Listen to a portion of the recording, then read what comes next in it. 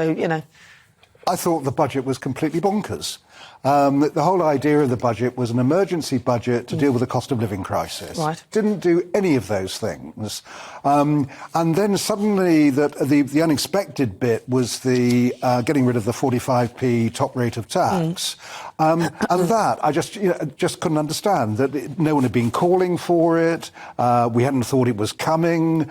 The idea is that you give 660,000 people an extra tax bunch of at least 10,000 a year. These are not people who are suffering from the cost of living. And someone earning £1 million will get £40,000 back.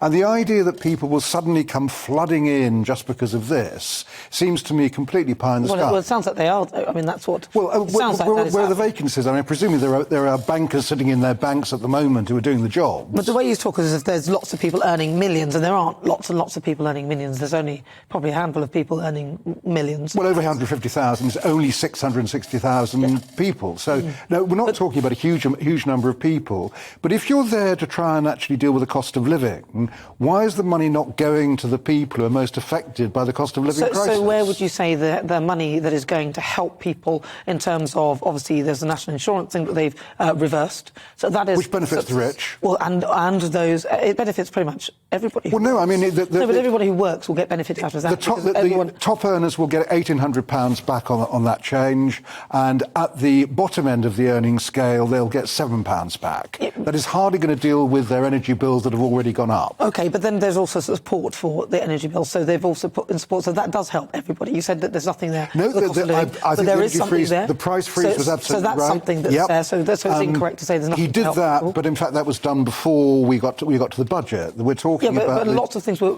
mentioned before the budget, but, but that is all part of it, so that has to be included. There is something to help people. I agree that the price freeze was the right thing to do, and of course that was a Labour idea.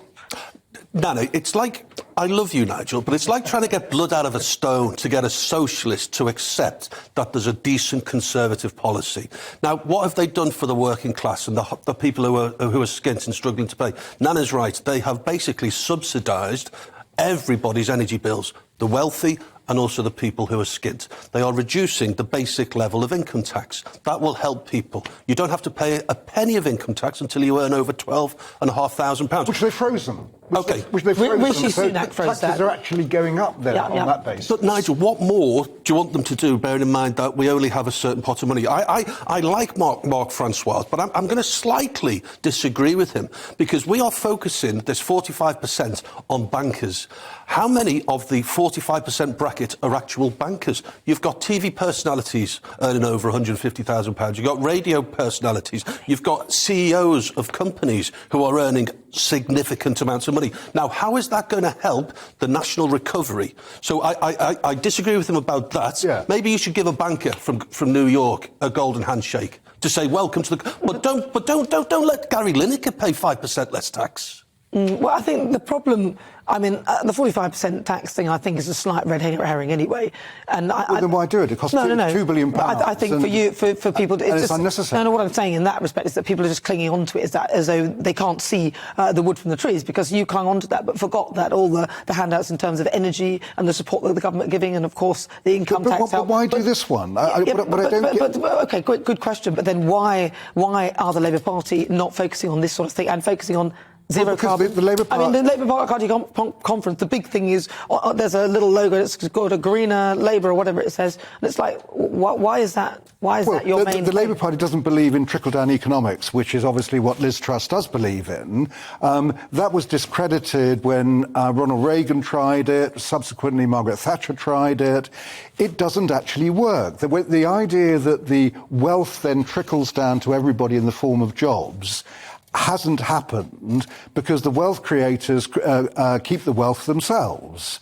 And that's why this particular thing... I don't understand why he did it. There was support for companies as well, so instead of allowing that higher rate to come up, that was stopped. And there's lots of things that went in there that would help the normal person on the street. I just don't buy that. Well, not under that budget it didn't. But no, I think it did. I do take the point about the price freeze. I think it should have been frozen earlier. But anyway, it's a start in the right direction.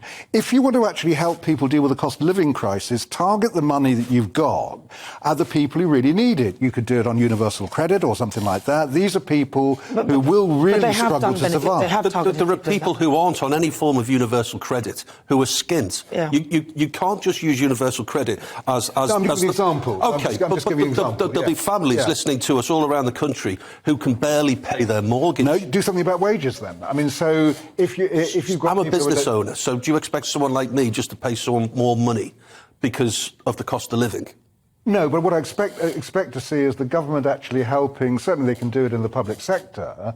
I appreciate it's more difficult in private business, but in the public sector, they could certainly raise wages to help with the cost of living. Well, they would argue that once they have to raise the salary of a nurse, then the teachers are going to go out on strike because they want the pro rata. Nigel, teachers too. No, Nigel, I think you're underestimating the financial and fiscal situation this country is in. Labour always Labour love throwing the money tree at Tories. Yeah, but hang on. You're growing a money tree live on air. Here we have a budget. So you're watering it. Well, at the moment that they're spending about £150 billion, so they're throwing money all over the place.